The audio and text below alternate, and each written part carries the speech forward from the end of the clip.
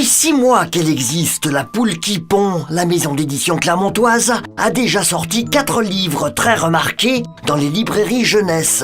Son credo, offrir le meilleur côté texte et dessin, à l'instar de l'ouvrage Petit Ogre veut un chien, écrit par Agnès de l'Estrade. Donc Petit Ogre qui veut un animal de compagnie, mais à chaque fois qu'il a un animal de compagnie, un chien, un lapin, un poisson, son papa a très faim et finit par dévorer l'animal. Puis au final, Petit Ogre est pas si bête que ça et se rend compte que son papa lui ment en disant « Oh, le chien s'est enfui, oh, le poisson est parti ». Et donc finit par vouloir un éléphant et Papa Ogre se fait prendre au jeu de Petit Ogre en essayant de manger l'éléphant. C'est l'artiste renommée Fabienne Cinquin qui a illustré cette pétillante histoire. Le texte, il est déjà riche. Qu'est-ce que nous, on peut amener en plus à travers les images? Et c'est pas parce qu'on s'adresse à des enfants qu'il faut faire des choses gentillettes ou un peu bébêtes, etc. Non, pas du tout. Et graphiquement, pareil.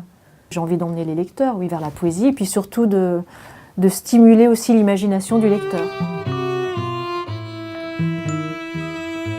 J'arrive pas directement sur la planche, ça passe par énormément de croquis. Donc qui sont très maladroits, qui sont très très mauvais, qui sont pas du tout faits pour être montrés, mais qui pour moi sont à la base de tout.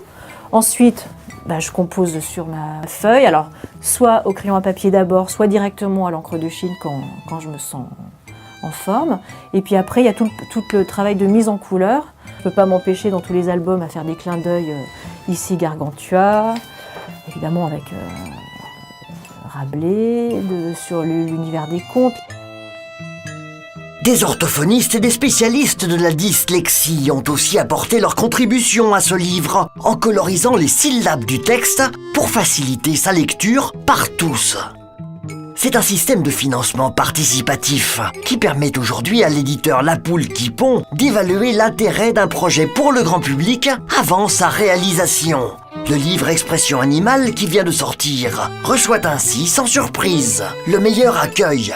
Les 15 expressions autour des animaux. Donc il y a tirer sa langue au chat, rire comme une baleine, manger comme un cochon. Et donc là, ça va être vraiment à partir de 5 ans, puisque les enfants peuvent découvrir les illustrations sans forcément lire le texte. N'oublions pas non plus de lire des histoires aux enfants qui prennent rapidement, très fièrement plaisir à lire aux plus petits qu'eux. C'est dans les écoles primaires suisses que les enfants en cours préparatoire lisent aujourd'hui régulièrement des histoires en classe de maternelle. Prenons-en de la graine, comme dit La Poule qui pond.